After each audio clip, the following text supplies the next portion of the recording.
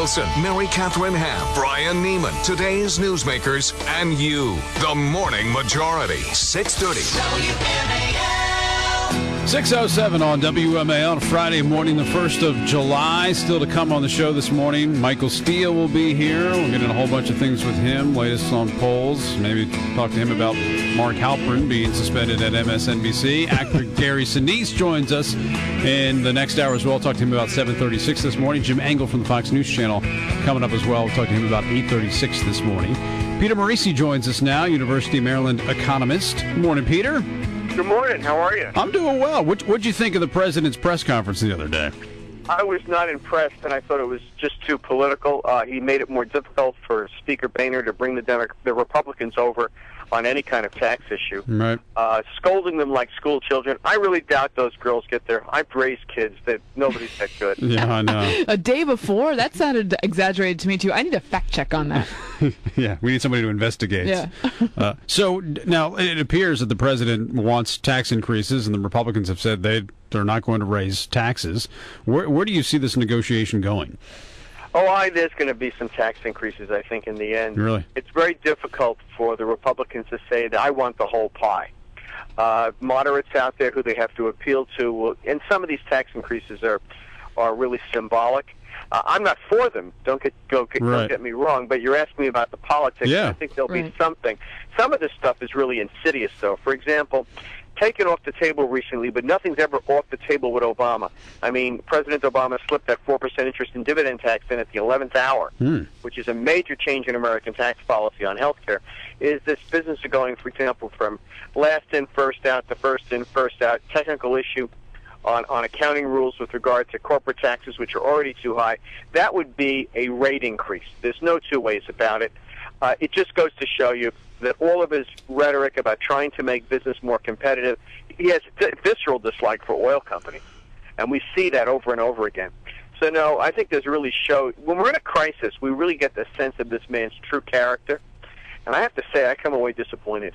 You might want to get the delay ready, because I'm going to call the president a D word, and the D word is disingenuous. He spent so much time during that press conference, Dr. Morici, talking about how we need to remove the break that corporations get for having corporate jets. And yet, I saw a thing there the other day that said that if you were to remove that tax break, it would recover less than 1/10 of 1% of Obama's targets when it comes to deficit reduction. Not only that, but corporate jets have a legitimate business purpose. I know many executives that fly to very remote locations. If they had a flight commercial, they'd waste lots and lots of time in the air when they wouldn't be able to get work done on their staff, with their staff and so on. You know, the president flies Air Force One to go on vacation in Hawaii. I would, maybe if we're going to get rid of this deduction, maybe he should have to pay for any trips that he and the first family take to locations, or at least in proportion, for personal use. Now, he does that for political issues. When he starts campaigning, he'll have to do that. But I really find it absurd, and it's the kind of, pandering to the left that doesn't bring the left over. He sort of reminds me of a religious zealot.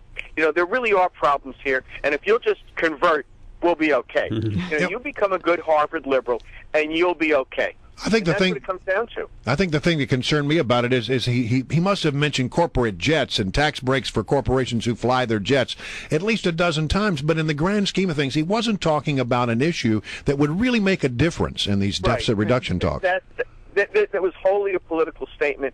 It was it showed the advantage the president has. The speaker doesn't have a rose garden. By now, I'd have begonias behind the House of Representatives, and I'd be going out there. Your begonia garden, okay. You're right, my begonia garden. Or little annual flowers, little impatiens, and so on. And we have very impatient here for progress, and what have you. And I try to set up a counter podium to deal with this guy. Yeah. But Speaker Boehner is not that kind of. We don't get speakers that are that way. It's the nature of the job. Well, we keep talking about the August 2nd deadline, and it's, of course, a new deadline from the last deadline we had, which I think actually got shifted a little bit, too, so I get very confused. What are we actually up against if they are so far apart on this and they don't come together? How is this going to play out? Well, Secretary Geithner's created an artificial deadline. we'll have tax revenues coming in. Right. So we can pay the interest on the debt and Social Security, but we require them to prioritize what they would pay and what they wouldn't pay. Not only that, but we can still borrow money if we want to. Let me explain. All these past months, the Federal Reserve, as you recall, have been buying Treasury securities. They have $1.6 trillion on the books. Those count against the debt limit. Now, listen to this carefully. The Treasury can print currency to pay bills legally. Then the Federal Reserve can buy that currency back from the public with its Treasury securities, and it doesn't count towards the debt ceiling. So both he won't prioritize, and he won't look at the options that he has to keep, and that would keep the government going. By my calculations, I could keep the government going through the next election until a new Congress was seated. But if you did that would permit. Hold on. Okay. That would permit the two presidential candidates to campaign on their plan, and they would have a clear mandate to implement it, and that would end this issue once and for all. Okay, but if you did that and you still didn't raise the debt ceiling, but you're still creating more debt, aren't you? Well, No. not really. No? See, the thing is, the Treasury securities on the books count against the limit. So if you print money to pay your bills, that goes into circulation. Then if the Fed sells the bonds at whole, okay? I'm following you there. That cash back out, and those bonds that are in circulation have already been counted against the debt limit. The debt limit includes the bonds held by investors in the public and held by the Federal Reserve. The Federal Reserve is viewed as a private entity when it comes to the debt limit. Okay. But, they're not even talking about that. This morning in the Wall Street Journal, Geithner said it would be irresponsible to even prioritize expenses, to use the tax revenues he'd have, quite separate from this scheme. Well, they're forcing this. Well, and they keep saying, well, the markets will freak, and that's sort of the pre-deadline, even before August 2nd, is like, if we start saying we're going to have to prioritize and pay off the debt first, then the markets are just going to flip out, and that's why we have to do this. If you had a plan, and I've outlined the plan yesterday, that was published in several locations, you would then not have markets freak. They would realize, well, there's a plan to deal with this, and we'll continue on. But the fact that he won't even prioritize the use of tax revenues, which cover 55% of what the government spends, including Social Security, Medicare, and interest on the debt's easy. That's not a lot. That's what's going to freak the markets. It's the lack of a plan and the lack of a clear statement that the interest on the debt will be paid. Instead, he's saying we will default. Right. So he's telling the market it's the end of the world. Now, if we get close and he changes his mind, how much credibility will that have?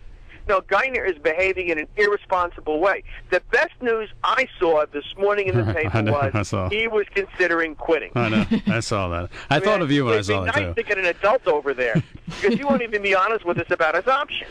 I was having an out-of-body experience during this conversation because I was hearing him on the phone, and I was seeing him doing a Kyocera commercial across the way on the TV. Oh, that's the other way. Give me a $1 bill and 10 of those Kyoceras and some green paper. There you go. And you'd solve this problem.